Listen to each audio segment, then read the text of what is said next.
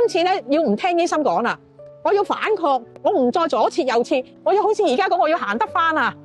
我唔使揸拐杖啦，而家我係阿 Polly Ho， 本身有糖尿病同高血壓。我喺2025年嘅年初咧，我係發現一個問題就係糖尿中毒啊！嗰頭瞓完覺，冇耐就無精打采，好似烏明黑水咁。喺舊年嘅9月去咗一個理療中心，咁企一部養心機，就係腳底係燒傷咗，幫我灑咗水啊，加熱咧，受埋細菌感染，我腳底咧傷到見骨。咁我做過4次嘅手術，我日日就係坐喺張病床度，自己喺度流眼淚。點算咧？我以後嘅人生點算好咧？我係咪從此要坐輪椅，從此係跛咗？佢話先試下做皮瓣手術咧，切塊咁大嘅肉咧就補落去，你可能1個月後可以行路。但係咧，如果啲血管唔通嘅話咧，呢塊皮就嘥咗噶啦。有個註冊護士嘅朋友就帶咗咧喺啲日本製造嘅幹細胞嘅產品。佢話阿 Polly， 我哋都唔希望你冇一隻腳，真係驚你隨時要截肢啊！起初嗰2日咧試一個小份量，佢就10月6號夜晚嚟拎俾我啦。係10月8號，個醫生好驚奇，佢唔知我食咗呢隻嘢，點解你咁快生到啲好細胞好肉出嚟嘅？跟住我叮一聲。